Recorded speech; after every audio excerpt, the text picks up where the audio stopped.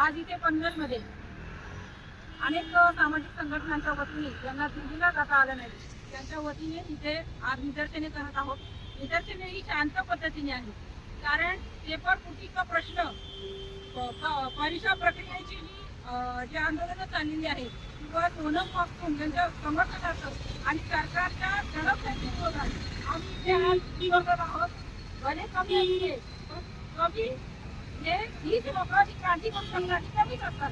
जास्त लोक क्रांती करू शकत नाही, कारण प्रत्येकाच्या ज्या विचारांचे आयडिओलॉजी असतात हा वेगवेगळ्या असतात आणि महामानवाची विचारधारा घेऊन तो रस्त्यावर उतरतो, तो नक्कीच क्रांती करतो आणि सोनम वांगचुक आणि सीजेकी जे जंतर मंतरवर दिल्लीला जे चाललेले प्रोटेस्ट आहे त्यांच्या समर्थनार्थ आम्ही इथे उतरलेलो आहोत आणि प्रत्येक ठिकाणी जाऊन आम्ही हा जो काही छोटा असेल आंदोलन असेल आम्ही करणार आहोत।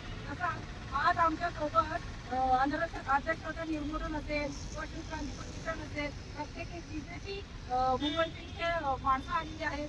म्हणजे हा प्रत्येक ठिकाणी हा जो प्रोटेस्ट आहे हा दर्शवतोय की आम्ही अजून मुरदाड झालेलो नाहीये, आम्ही जिवंत आहोत आणि हे जिवंतपणाचं लक्षण आहे म्हणून आम्ही रस्त्यावर आहोत असं मला वाटतं। कारण बाबासाहेब म्हणतात शिक्षण हे वाघिणीचं दूध आहे आणि जो पिल तो गुरगुरल्याशिवाय राहणार आहे। हे शिक्षण या देशाचं महत्वाचं असल्यामुळे या लोकांनी शिक्षणावर